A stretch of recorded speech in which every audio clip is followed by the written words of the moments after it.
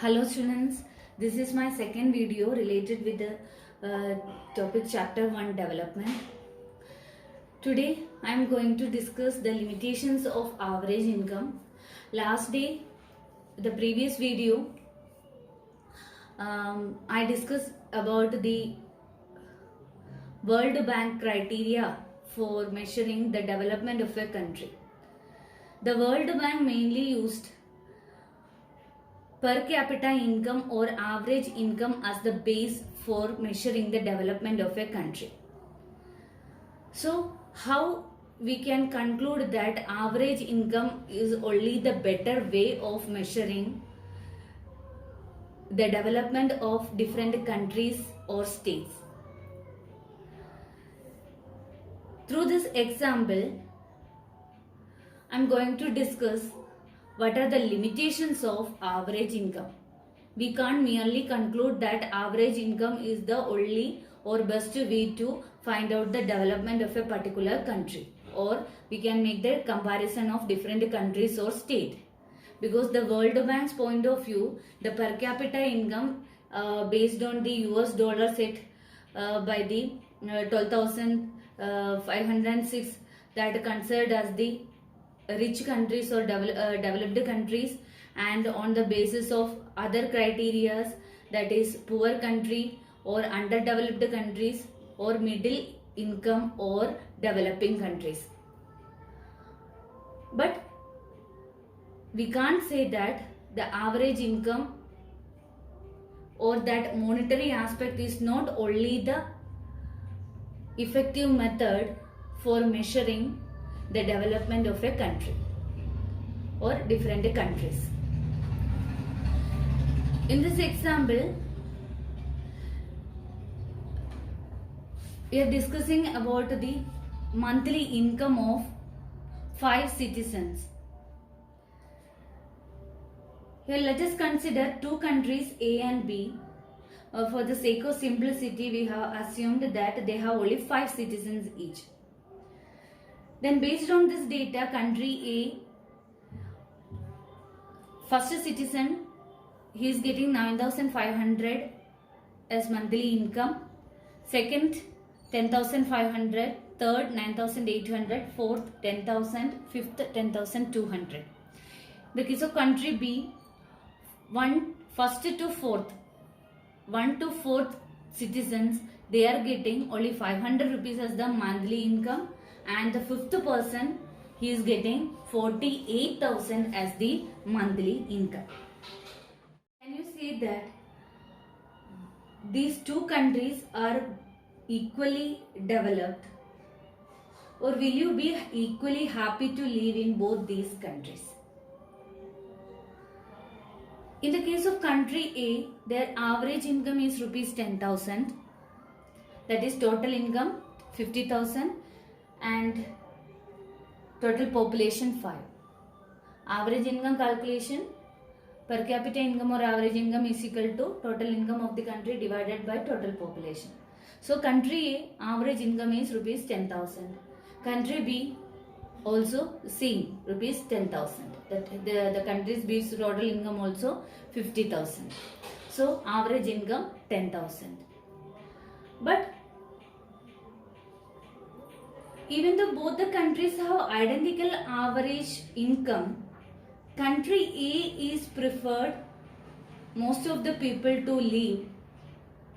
Why? Because that country, this monthly income of the citizens, in the case of country A, monthly income of citizens are equally distributed. Almost all the citizens getting around 10,000 rupees as the average income or monthly income.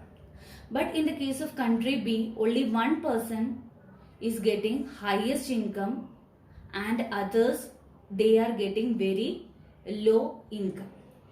So we can't conclude that both countries are equally developed or both countries are equally providing services or quality life to the citizens. Why? As per this World Bank's point of view, average income is high or per capita income is high, then we can conclude that that particular country is developed. But in this case, both countries' average income is showing same, but we can't never conclude that both countries, the citizens are not getting this average income in an equal way.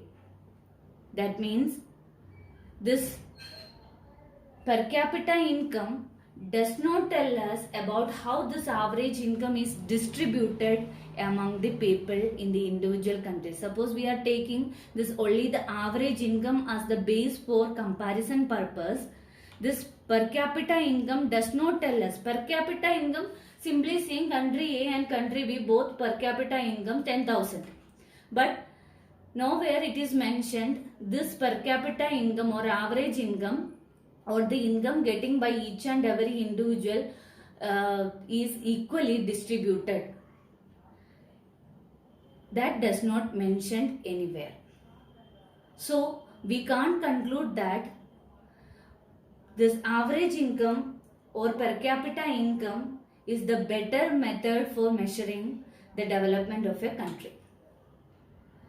Here two countries with the same per capita income might be very different with regard to income distribution. In the case of country A, almost all the citizens, they are getting almost equal amount of monthly income. But in the case of a country B, only one person is getting highest income and others are getting very less income. So it clearly shows one might have equitable distribution of income like a country A, while the other might have great disparities or differences between the rich and the poor like a country B. So two countries with the same per capita income might be very different with regard to income distribution. So these are the two main limitations of average income.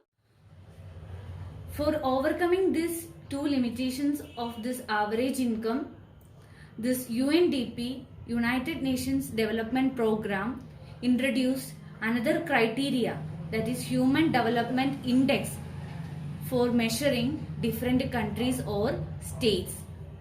That includes both material and non-material aspects for measurement.